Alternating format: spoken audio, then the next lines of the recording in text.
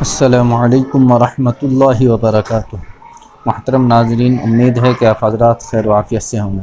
अल्लाह ताला आप सभी को सही सलामत रखे और ईमान की हालत में रखे। दोस्तों, जो लोग भी बीमार हैं उन सब के लिए दुआ करें कि अल्लाह तबारक व ताला सब को शिफ़ाए कुल्ली आजिला मुस्तमिरा दाइमा नसीब फरमाए।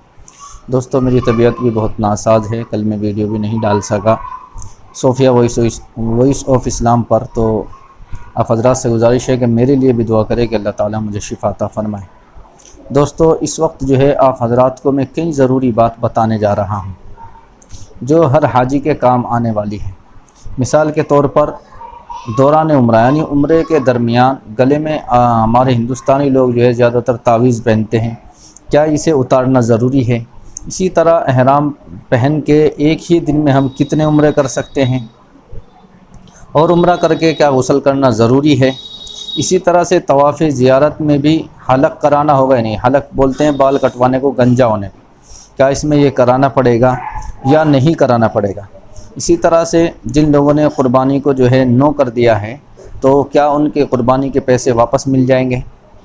और जिन्होंने यस किया है उनको क्या नुकसान होगा और उनके पैसे कटेंगे या नहीं? तो और भी बहुत सारे जो है चीज़ें मैं इस वीडियो में आपको बताने वाला हूँ।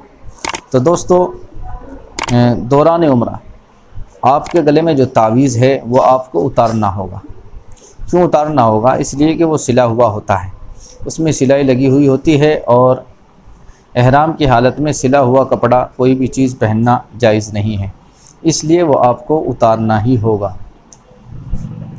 दूसरी बात, एहराम पहन के एक ही दिन में कितना उम्रा कर सकते हैं?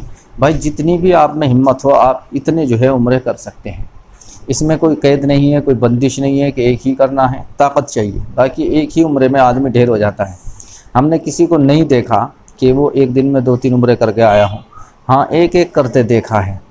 हाँ, तवाफ़ आदमी जो है 20-20 भी कर लेता है, 10 भी कर लेता है, 5 भी कर लेता है। बहरहाल अगर आप में ताकत हिम्मत है तो आप ज़्यादा कर सकते हैं, इसमें कोई दिक्कत नहीं है। और उम्रे के बाद जो है क्या गुस्ल करना ज़रूरी है? जी हाँ, आपको गुस्ल करना पड़ेगा हलक कराने के बाद। देखिए, हलक कराने से पहले, गंजा होने से पहले आप नाखून भी नहीं काट सकते, आप अपने बाल नहीं फाड़ सकते। अगर आपने ऐसा किया तो आपके ऊपर दम पड़ जाएगा। इसलिए आपको जो है पहले हलक कराना होगा, उसके बाद आप नाखून वगैरह काट सकते हैं और उसके बाद जो है आप गुस्ल करेंगे और अपना एहराम उतार देंगे और अपने सादे कपड़ों में, कुर्ते पाजामे में आ जाएंगे। तवाफ़ ज़ियारत में हलक कराना क्या ज़रूरी है? नहीं। पहले तो ये समझे कि तवाफ़ ज़ियारत होता क्या है। भाई, तवाफ़ ज़ियारत जो है ये होता है जब आदमी हज के लिए जाता है, 7 तारीख में जो है हज के लिए निकल जाता है, तो 3-4 दिन के बाद में फिर वो जो है हरम में आता है, काबे में आता है। तो अल्लाह ताला फरमाते हैं कि भाई आजा मेरी ज़ियारत कर ले। कई दिन हो गया वहाँ जंगल में भटका हुआ फिर रहा, कभी मीना में, कभी मुज़दलिफ़ा में, कभी अरफात में ये फिर रहा है। तो अल्लाह कहते हैं भाई आजा मेरी ज़ियारत कर ले। तो ये तवाफ़ ज़ियारत है और इसका करना फ़र्ज़ है, ये आपको करना ही पड़ेगा। लेकिन इसमें जो है हलक कराना, इसमें भी क्या गंजा होना पड़ेगा या नहीं? दोस्तों, जैसे ही हम शैतान को कंकर मारेंगे, कुर्बानी करेंगे, तो उसके बाद हमारा हलक हो जाएगा, यानी हम गंजे होकर के अपने असली कपड़ों में आ जाएंगे। दोस्तों, अगर आपकी कुर्बानी नहीं हुई है और आप जो है तवाफ़ ज़ियारत करना चाह रहे हैं कि भाई मेरी कुर्बानी तो अभी शाम को होगी, इसलिए चलो तवाफ़ ज़ियारत कर लेते हैं, तो तवाफ़ ज़ियारत करने के बाद भी आपको गंजा नहीं होना है जब तक कुर्बानी ना हो जाए। जब आपकी कुर्बानी हो जाएगी तो आप गंजे हो जाएंगे। तवाफ़ ज़ियारत से पहले ही अगर आप गंजे हो गए, कुर्बानी हो गई, आपकी कंकर भी मार ली, तो अब आप सादे कपड़ों में तवाफ़ ज़ियारत करेंगे। आप जो है सफ़ा मरवा भी दौड़ेंगे और आपको जो है इसमें गंजा होने की ज़रूरत नहीं है। तो ये तवाफ़ ज़ियारत आपको ज़रूर करना है। दोस्तों, इसी तरह से जिन लोगों ने कुर्बानी को यस किया है, दोस्तों 7 तारीख में हज में जाने से पहले उनको एक कूपन दे दिया जाएगा कुर्बानी का कि आपकी कुर्बानी 9 बजे हो जाएगी। देखिए, 9 बजे तक शैतान पर पहुंचना, कंकर मारना बड़ा मुश्किल है, ख़ास तौर से नए हाजियों के लिए। तो इस वजह से दिक्कत आती है। अगर आपने कंकर नहीं मारी और आपकी कुर्बानी हो गई तो आपके ऊपर दम पड़ जाएगा।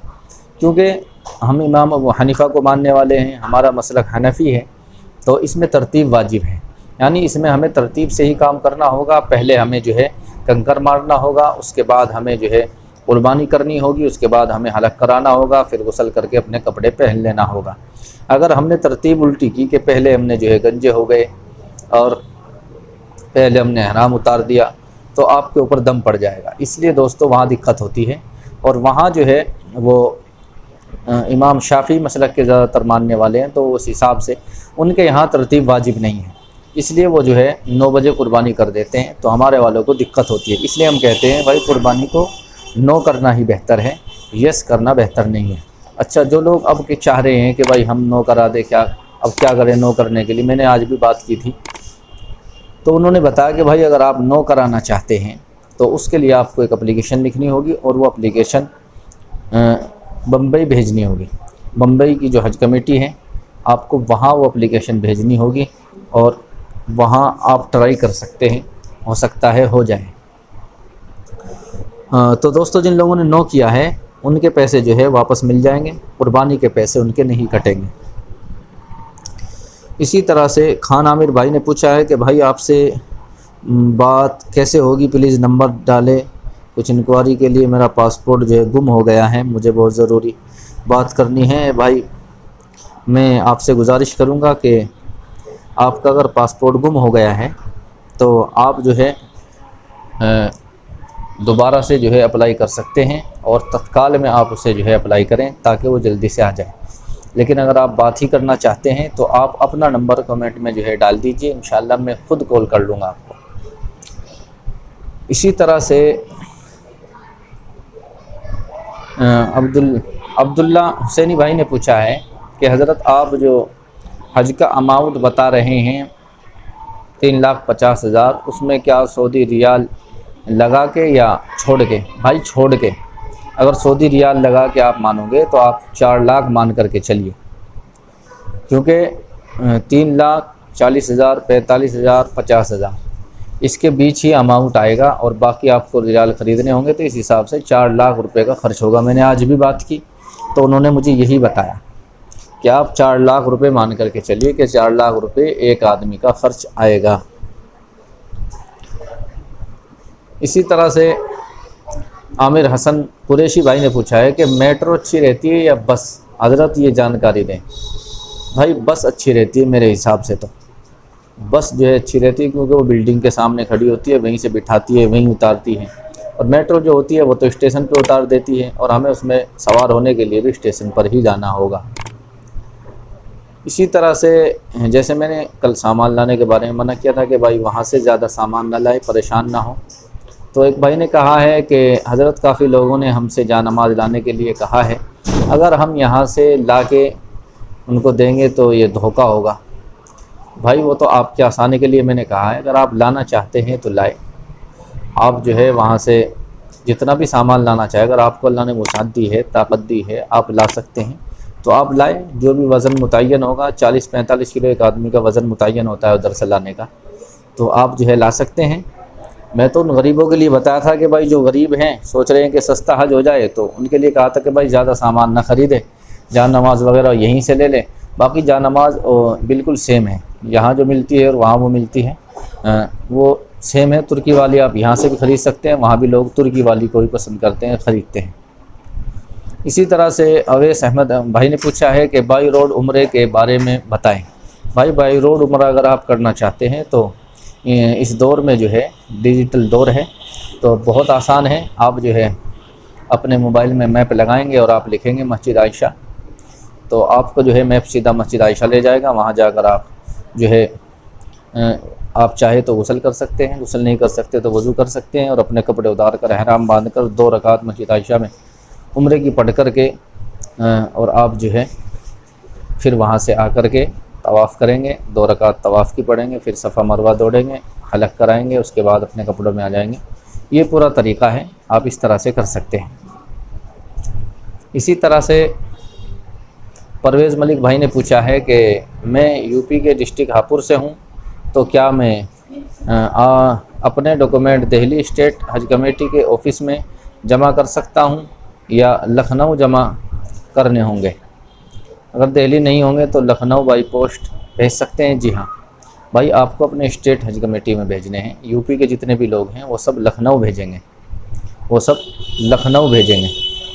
और आपको जब पासपोर्ट वापस मिलेंगे वो दिल्ली से मिलेंगे, क्योंकि हमारा जो एम्बार्केशन है वो दिल्ली है। तो आपको जो है तर्कमान गेट और हज मंजिल जो है वहाँ से मिलेंगे हज में जाने से 2 दिन पहले। लेकिन आप फ़िलहाल भेजेंगे लखनऊ, बाई पोस्ट भेज सकते हैं, इसमें कोई दिक्कत नहीं है। इसी तरह से एक भाई जवाद भाई ने पूछा है कि हज़रत ये पूछना है कि हज 40 दिन का ही होता है या कम ज़्यादा होता है। भाई हज तो सही माने में 5 दिन का होता है। 5 दिन में आपका हज का काम मुकम्मल जो है कंप्लीट हो जाता है। बाकी दिन आपको वहाँ रहने के लिए मिलते हैं, आप ज़ियारत कर सकते हैं, उम्र कर सकते हैं, खूब तवाफ़ कर सकते हैं। तो और इस साल भी मैंने मालूम किया तो उन्होंने बताया कि 30 दिन से लेकर 40 दिन के बीच बीच आपको मिलेंगे। और जो हमने आइडिया लगाया उन्होंने बताया कि पहली फ़्लाइट जो है 21 मई की होगी और 3 जुलाई की वापसी है। तो इस हिसाब से तकरीबन 42 दिन बैठते हैं। तो 40-42 दिन आपको मिल रहे हैं। बहुत है दिन जो बताया जा रहा है कि घट गए, घटा दिए गए, घटा ही नहीं गए। बाकी ये है कि बहुत से हाजी को 30 दिन से ऊपर 35, 36, 37, 38 दिन में भी वापस लाया जा सकता है। 30 से ऊपर ही रहेगा, 30 से दिन कम नहीं होंगे। इसी तरह से हज में क़ुरबानी के लिए बताएं। हमने ऑप्शन को नो किया है। भाई आपने सही कर दिया, नो कर दिया तो आप अपनी क़ुरबानी अलग से कर सकते हैं। आप जो है ख़ुद भी कर सकते हैं, दूसरों से भी करा सकते हैं। इसी तरह से मोहम्मद यूसुफ भाई ने पूछा है कि हज कमेटी की तरफ से सब्सिडी मिलेगी या नहीं। भाई सब्सिडी नहीं मिलेगी। सब्सिडी सब कुछ इस गवर्नमेंट ने जो है ख़त्म कर दी है। अब आपको कुछ सब्सिडी नहीं मिलने वाली है। इसी तरह से शबाना कमर बहन ने पूछा है कि क्या मिना से मुज़दलिफ़ा तक जाने के लिए कोई साधन नहीं मिलता। मतलब अगर कोई बुज़ुर्ग ज़्यादा बुज़ुर्ग है, चल नहीं पाता, तो क्या वो व्हीलचेयर, इलेक्ट्रिक बाइक की सहूलत मिल सकती है। भाई हज कमेटी की तरफ से तो नहीं मिलेगी। आप अपनी जो है इलेक्ट्रिक वहाँ अगर कोई चीज़ स्कूटर सा भी ख़रीद सकते हैं, बाकी व्हीलचेयर भी ले सकते हैं। तो जो उनके साथ में जो हेल्पर लगाया है वो इसी वजह से लगाया है। व्हीलचेयर में उन्हें बिठाएगा और वो उन्हें ले करके चलेगा। व्हीलचेयर आप अपनी बस में, ट्रेन में ले जा सकते हैं, इसमें कोई रुकावट नहीं होती। आप उसे अपने साथ में रखें।